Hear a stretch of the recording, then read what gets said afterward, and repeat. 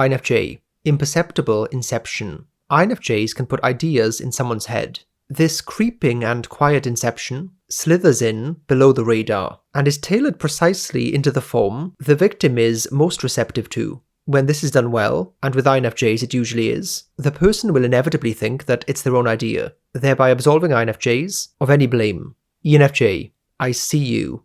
There are few things more appealing than being heard and seen.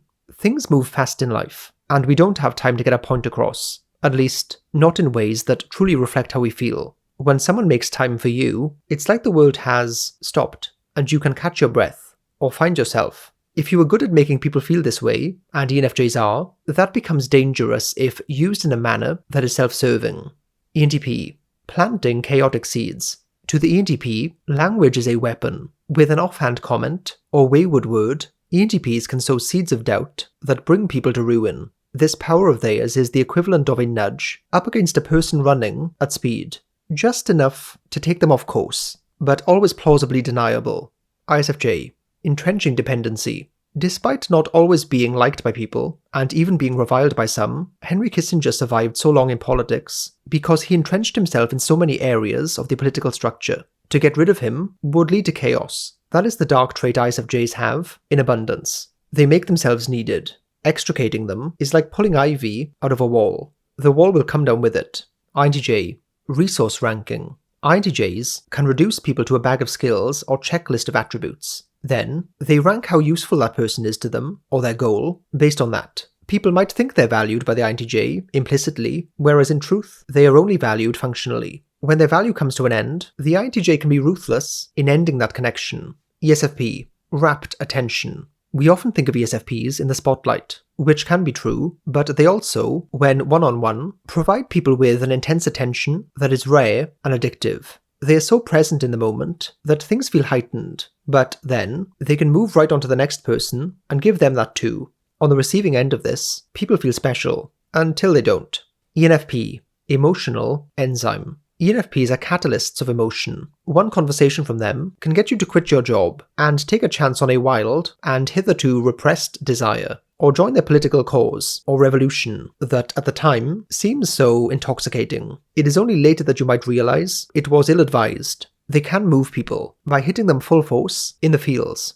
INFP. Innocence. Few things offer a better smokescreen than an air of innocence. If I said, think of an evil INFP, you probably can't, or at the very least, would take a while. The best trick the INFP ever pulled was convincing the world that Machiavellian INFPs don't exist. ISTJ.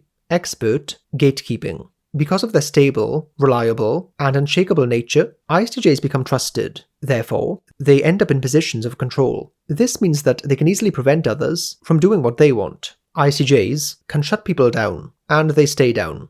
Another aspect that enables ISTJs to gatekeep is the immense knowledge base that they accrue. ESTJ. Whatever works. Outcomes are the ESTJ lifeblood. Give them a desired result, and they'll make it happen. In their lust to make things work, they can bulldoze though. With ESTJs, the trains run on time, as it were, but they forget to check whether the passengers are actually happy, or even want to travel to that destination.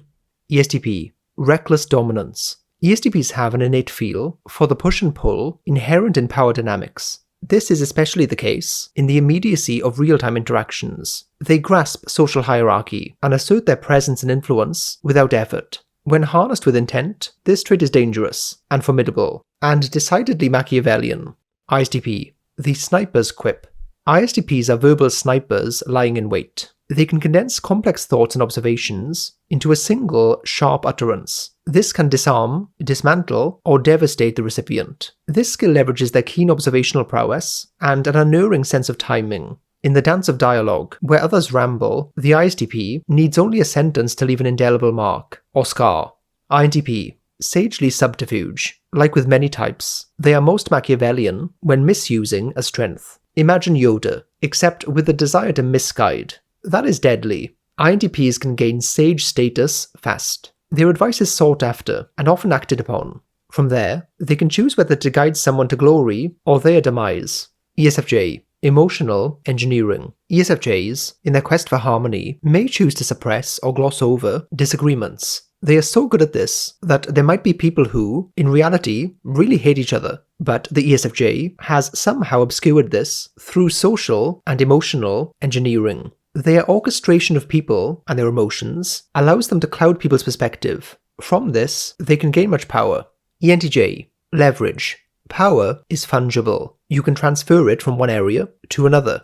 That is leverage. ENTJs get this in a big way. In fact, it is almost the language in which they are most fluent. Power is a currency for them, and leverage is a means of exchanging it. When they apply leverage to relationships, it becomes as Machiavellian as it gets. ISFP, calculated isolation. ISFPs choose when to engage and when to vanish. In this way, they can govern the depth and duration of their relationships. They can sail on social waters with a cold, calculated finesse. It's detachment by design, or withdrawal as a weapon. This preserves their self-interest above all. This is the dark side of hyper-individualism. Here are some of the recent titles of articles I've written and posted on the Love Who Patreon. You can only find them there. So, if you want to see those and support the channel, then use this link down below.